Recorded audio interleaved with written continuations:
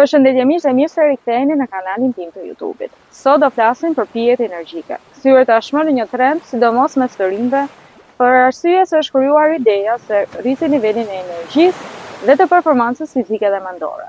Që është e vërteta këto janë efekte të përkohshme, ndërkohë efektet shëndetësore negative janë tepër të mëdha. Për të kuptuar përse bëhet fjalë dhe pse unë ngulmoj që të rinjt duhet të stopojnë totalisht konsumimin e mëtejshëm të pijeve energjike, ju ftoj të ndiqni videon deri në fund. Le të flasim fillimisht për përmbajtjen e pijeve energjike. Sasi të konsiderueshme të kafeinës.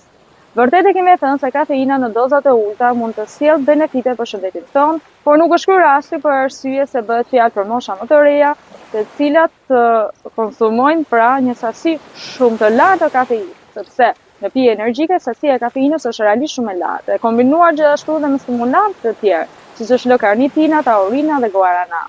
Dhe gjitha këto do të ndikojnë drejt për drejt në ritmin e zemrës.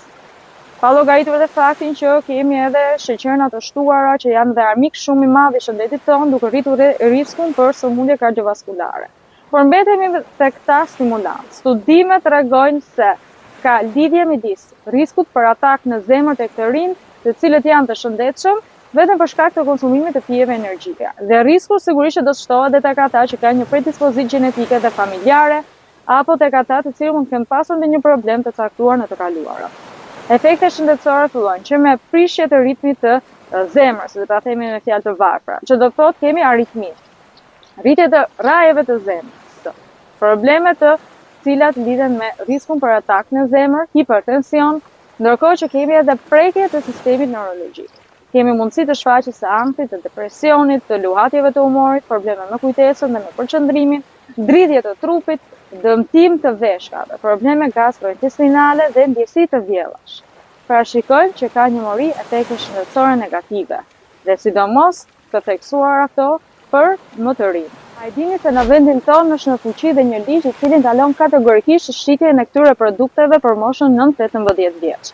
Çfarë do lloj bari, restoranti, marketi, supermarketi, dyqani, minimarketi, nuk lejohet që të shes pije energjike 9-18 vjeç, ashtu sikurse dhe nuk lejohet edhe për produkte si alkooli dhe duhani. Dhe sigurisht që në rast të shkeljes së këtij ligji ka penalitete. Por pavarësisht të faktit të ekzistencës së këtyre penaliteteve dhe ekzistencës së këtij ligji, akoma ka njerëz të cilët janë të papërgjegjshëm dhe vazhdojnë të shesin këto produkte tek minorenët. Sigurisht që mendoj që duhet të merren masa në mënyrë që edhe shitësit të ndërgjegjësohen dhe ligji të zbatohet, por edhe prindrit duhet të jenë të vëmendshëm lidhur me produktet të cilat konsumojnë fëmijët e tyre. Kjo ishte videoja për sot, një video shpejt dhe shkurtër ku shpresoj shumë t'ju kem ndërgjegjësuar për vëmendjen që duhet të kemi ndaj produkteve që konsumojmë, sidomos kur bëhet fjalë për fëmijët apo edhe për të rinjt. Në qoftë se ju ka pëlqyer video, ju ftoj ta bëni like atë dhe ta ndani me miqtuar dhe ju ftoj që të bëni subscribe në kanalin tim në mënyrë që të mos u mbisni videot e radhës.